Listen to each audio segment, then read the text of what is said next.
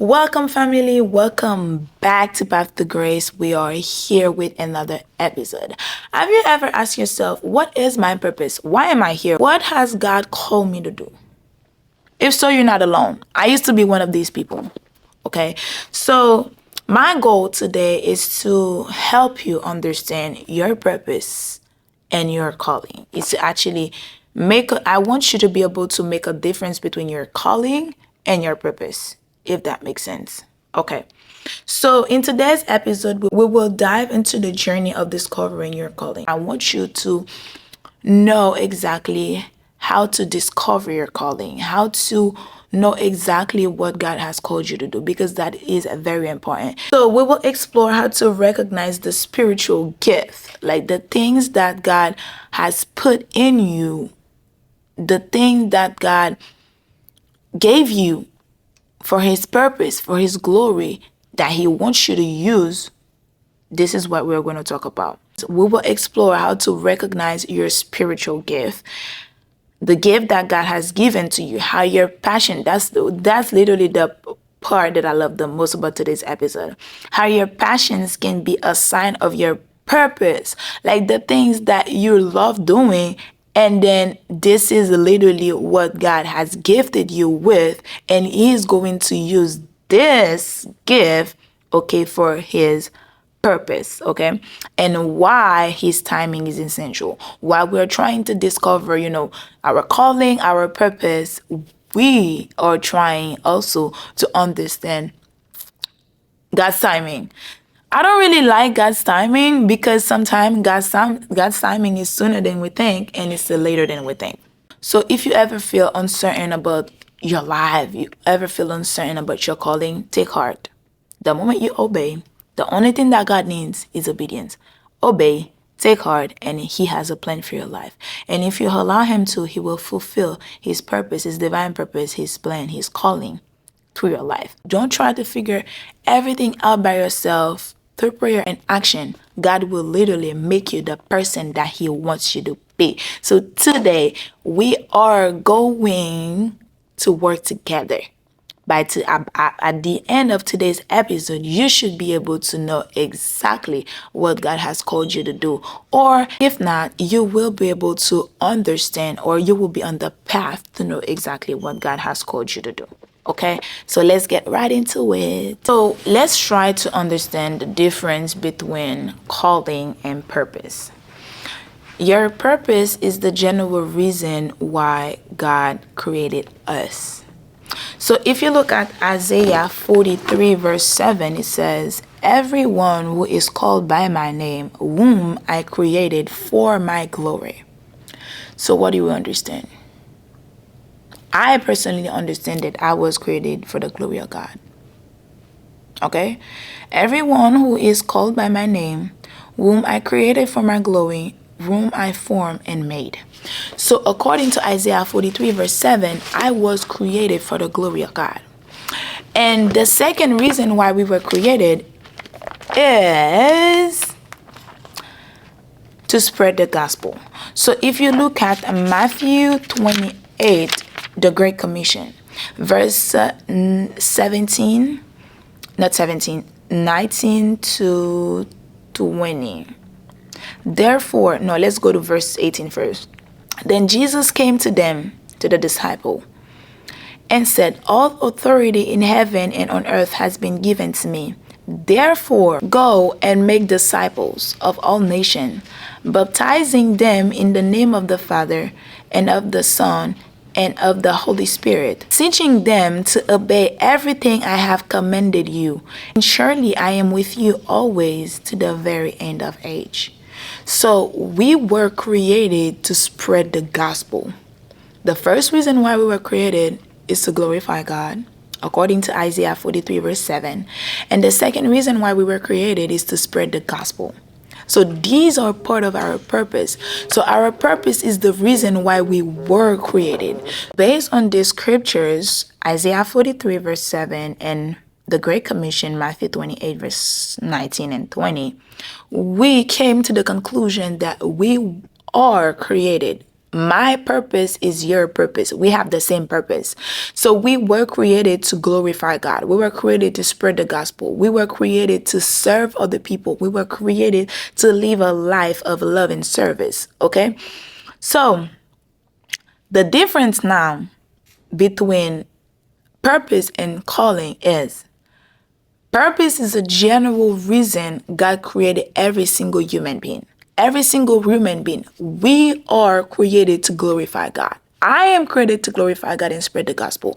You are created to glorify God and spread the gospel. But my calling is different than your calling.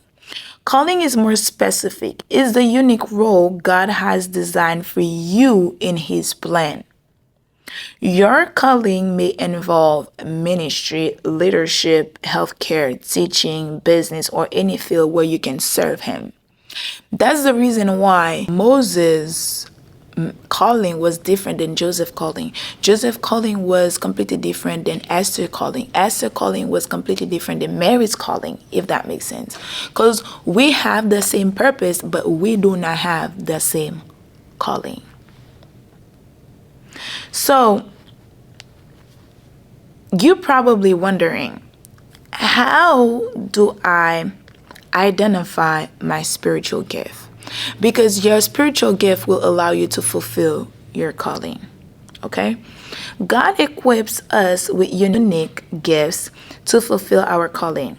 If we look together in Romans chapter 12,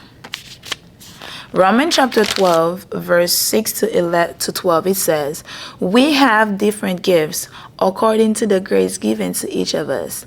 If your gift is prophesying, then prophesy in accordance with your faith. If it is serving, then serve. If it is teaching, then teach. If it is to encourage, then give encouragement. If it is giving, then give generously. If it is to lead, do it diligently. If it is to show mercy, do it cheerfully. So that means all of these are spiritual gifts given to us. There's healing, there's wisdom. So I want you to ask yourself these questions, because a lot of times people are usually, complimenting us about certain things that we are not even aware were part of us, if that makes sense. Or let's say, for example, I'm good at dancing. Okay, just an example, because I'm not good at dancing. People can see that I dance very well, but guess what? I can't even see that I'm dancing well because I don't know, the people that are lacking a self-esteem. So it's harder for these people to realize the aspect of their life that they're good at. So I want you to think about it. What comes naturally to you? Like, what are you good at just naturally? You don't have to force yourself to do it. You're just good at it. Okay? So what do others say you do well? Think about it. What's the one thing that 2 people, 3 people, 4 people, 5 people will say, oh, she's so good at this. Oh, he's so good at this. I want you to think about this. That's one of the way you can identify your spiritual gift. Oftentimes, God places a deep passion in our hearts. What happens is, a lot of times what we are good at becomes a passion to us, but we don't even realize that we are passionate about it. And this is one of the ways that God usually uses to fulfill his calling. Your calling. What excites you? What's the one thing that you're always excited to do? You just do it naturally. You're just good at it. You're just excited. Every time you see yourself in a situation, you start doing this one thing, you're always excited. What problem in the world breaks your heart? These are all the questions. If you can answer these questions, that means you're on the way to start fulfilling your calling. What problem in the world breaks your heart? If we look at Nehemiah, she felt the calling to rebuild the walls of the Jerusalem because the destruction of his city burdened him. Sometimes what troubles your heart the most is what God is calling you to change. So what's the one thing in your environment that actually breaks your heart? What's the one thing at your job, I don't know, in class, What's the one thing? What's the one problem in the world? What's the one problem at your job? What's the one problem in your environment? What's the one problem in your family that breaks your heart? God is probably calling you to change this one thing at your job, this one thing in your family, this one thing in school. Where do you feel the strongest desire to make an impact? These are all the questions that the moment you can answer them, you should be on the path to fulfill your calling. Because what happens is a lot of time we're in situation or environment where we feel like, okay, you know what, this has nothing to do with me because this is not directly related to me, or this is not directly related to my family. But we are not even aware that God is calling us to change this one thing, if that makes sense. So today, I want you to think about all the areas of your life, all the areas of your environment, all the areas of at your job. You're a nurse? Think about it. What's happening in your department that actually breaks your heart? God is probably calling you to change this. God is probably calling you to make an impact in your department. Oh, you're working in an OR? You're a PA? You're a pediatric surgeon? So God is probably calling you to change all of these things that are happening in your area. And let me say this, it doesn't have to be something spiritual. What do I mean by that? It doesn't have to be something that is happening at church, for example. You see what I'm saying? Sometimes your calling is at your job. The thing that God called you to do is at your job. The thing that God called you to do is literally in your business. Your calling can be a business. Your calling can be you being part of healthcare. Your calling can be you being part of the business world, if that makes sense. God can call you to create a ministry. God can call you to start teaching. What's the one thing that you feel good at, that you personally think that you can help other people, you can teach other people in this area?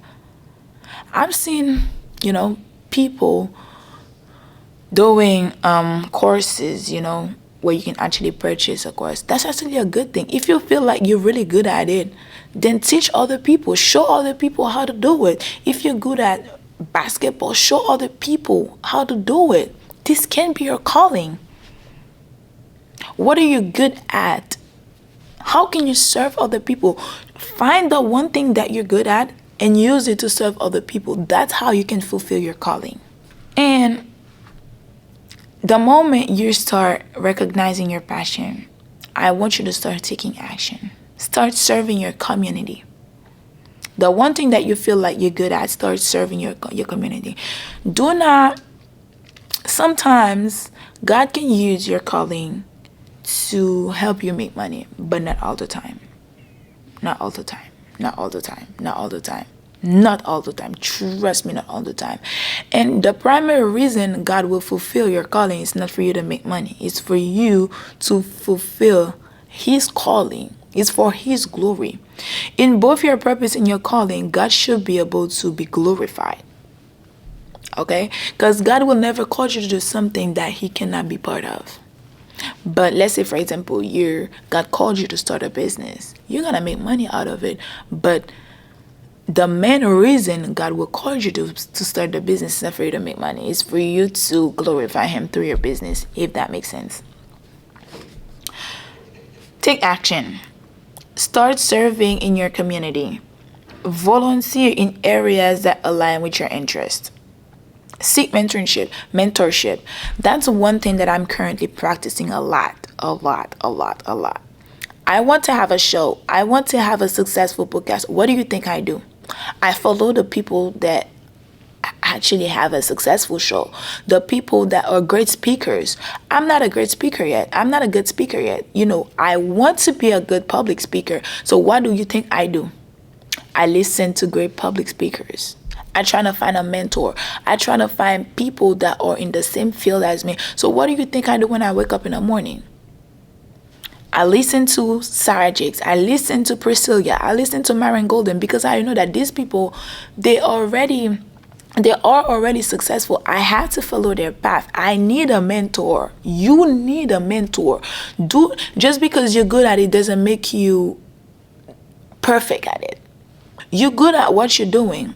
I know you're really good at what you're doing, but always try your best to improve yourself. Learn more. I want to be a podcaster. I want to have a TV show. What do you think I have to do? I have to follow the people that are successful now. Okay? The people that actually have a TV show. Let's say, for example, what's her name again? I forgot her name. My bad. Jennifer. Is it her name? Jennifer shows. Yeah. Is it Jennifer? Yeah, I think it's Jennifer. I want you to find one person, a godly leader in the field that you are good at. Find this one person and seek mentorship. It doesn't mean that you have to talk to the person face to face, but guess what? Go on YouTube, type the person name, and seek mentorship. Follow these people on Instagram. Follow these people on Snapchat. Seek mentorship. The one thing that you feel good at, seek mentorship. Step out in faith even when you don't have all the answers. One thing that I can say will help you fulfill your calling. Use what you have. Step out in faith.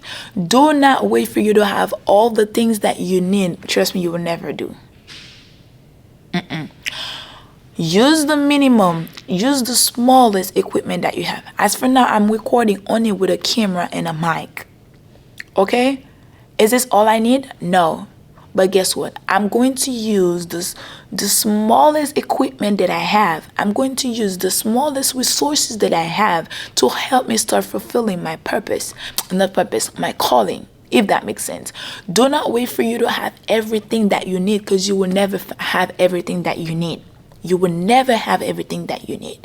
So start with the smallest resources that you have. Step out in faith. Believe that, okay, this is what God has called me to do. I will be successful in what God has called me to do, if that makes sense. Okay? Step out in faith. I want you to start practicing your faith. God has called you to start a business. Create your LLC. Start something. Step out in faith. Do not wait for you to have all the customers. Do not wait to have an entire marketing staff and an entire marketing department. Do not wait for you to have a CEO or a CFO. You will never be able to have all the resources that you know. I want you to step out in faith. Okay? Step out in faith. So if together we look at Hebrew 11 verse 8, it says, by faith. That's the number one thing that will help you fulfill your calling. I want you to start fulfilling your calling. Step out in faith. Step out in faith. I don't know when to hear this, but you already know what God has called you to do. But you want to be so perfect that you kept on delaying the startup. Don't do that. By faith, Abraham, when called to go to a place he would later receive in his inheritance, obeyed. Some of you know what you are called for. I want you to start obeying God's word. God is calling you to do something. God is calling you to start a business. Start it. God is calling you to a leadership role at your job. Obey.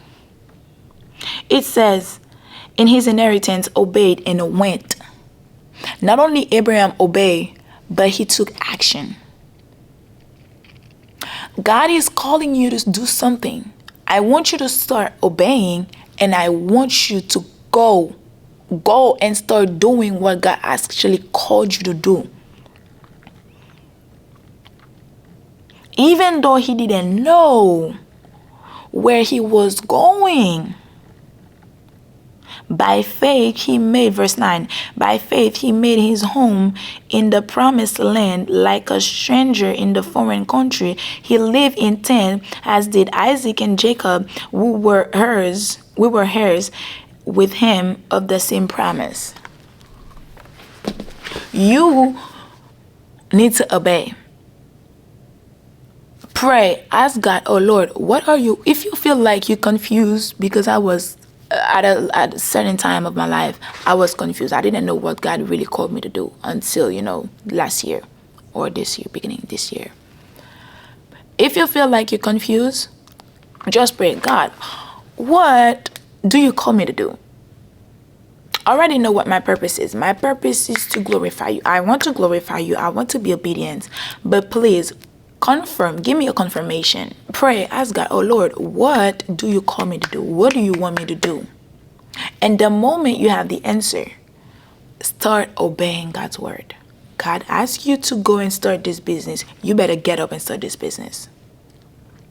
So you're probably wondering, oh Lord, why I cannot afford my bills, while the whole time God is calling you to start a business, but you keep on finding excuses.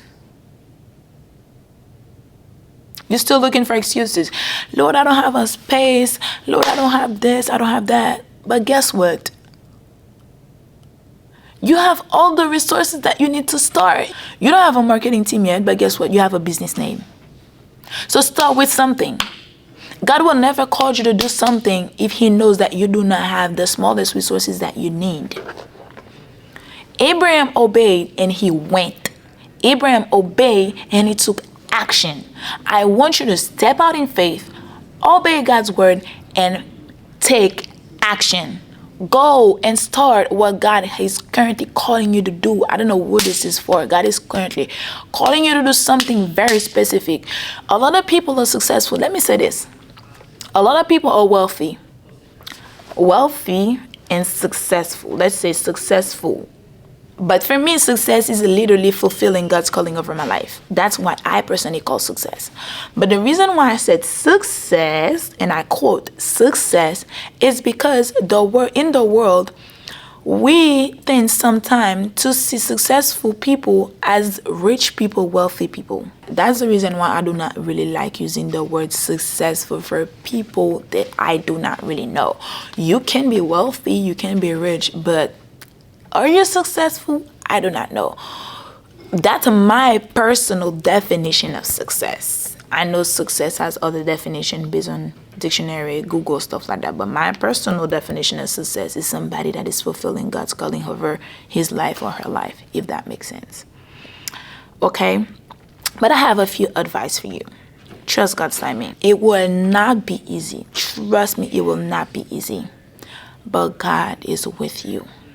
You're not going to be alone in the journey. So you're probably wondering, Larissa, what do I need to fulfill God's calling other than step out in faith, obey, and take action? But the other thing that you need to do is trust God's timing. It can take you 40 years, 2 years, a year, a month, but trust God's timing. So you probably be wondering, what should I do while waiting for God's timing? Be patient. You need patience. Let me say this. God is never rushing y'all. We as humans, we rush a lot of time. But this man is always patient. Just because you're crying, it feels hard to deal with the situation, doesn't make God go a little bit faster. God is very patient. So be patient. Secondly, be faithful in small things. Do not expect God to give you big things when you cannot even be faithful in small things. Do not expect for God to give you big things when you cannot be faithful in small things. What do I mean by that?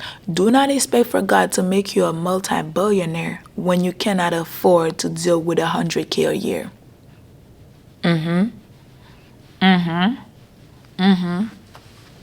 Yes. Before David became a king, he was a shepherd. That's how I know when God is doing something through somebody's life than when the devil is doing something through somebody's life. God will take you step by step, level by level. Okay? But the devil, he will try his best to keep you on the highest level because he knows that we all like to be at the top. But doesn't mean that we have the level of maturity, doesn't mean that we have the knowledge, doesn't mean that we have the requirement to be at the top. God will never put you at the top if he knows that you don't have the requirement to be at the top. No.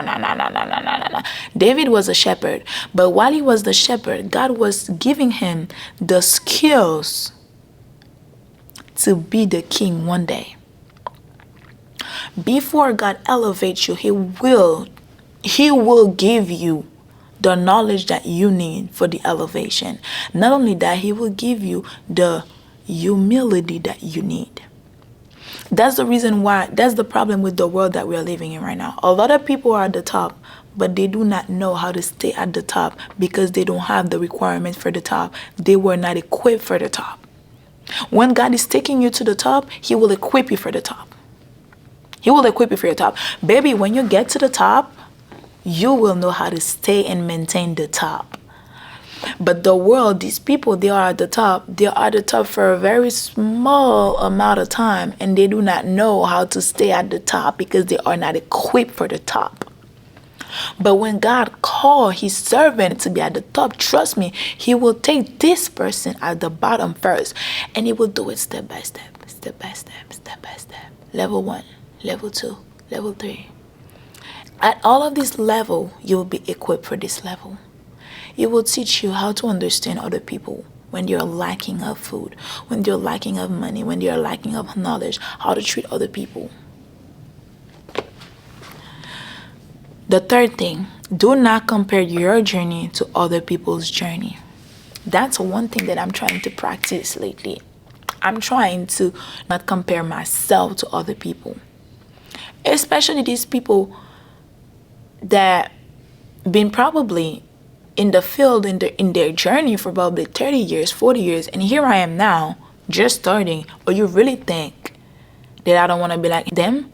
I really want to be like them. I really want to be like them. Trust me, I really want to be like them. But I learned to not compare myself to other people, because my journey is not their journey. My calling is not their calling. And let me say this, you may be doing the same thing as somebody else, but your calling will always be different than their calling. Let's say we're all selling phones. I'm selling iPhone, and this other company is selling iPhone. Let's say we both were called to sell iPhones. But my calling is completely different than this other company's calling. My calling is different than your calling, even though it looks like we are manifesting the same way. I'm selling iPhones, and these people are selling iPhones. Trust me, the calling is different. Because the way that I offer my phone to other people may be different than how this other company is offering the same iPhone to other customers, to, let's say, the same customers or different customers. I don't know if you guys understand what I'm trying to explain. I know you guys are smart people. You understand. So God's plan for you is unique. Do not compare yourself to other people. Do not. You need to stop comparing yourself to other people. That's the reason why you cannot be happy. It's because you keep on comparing yourself to other people. Your journey is your journey. Stay on your path. Mind your business. Stay on your path. Back then, I used to think of, mind your business as a rejection statement, until I started minding my business and it paid off. So focus on yourself. Do what you have to do. Do what God called you to do. Obey and take action. And mind your business. When I say mind your business, I actually mean it. Mind your business. Do the things that God called you to do. Do the things that will be profitable for you later on in the future. Because a lot of people are wasting their time doing things that God do not call them to do. And they are surprised when they cannot be successful in this specific area. It's because you've been doing something that God never called you to do. You've been wasting your time on things that God never called you to do. Do not compare yourself to other people.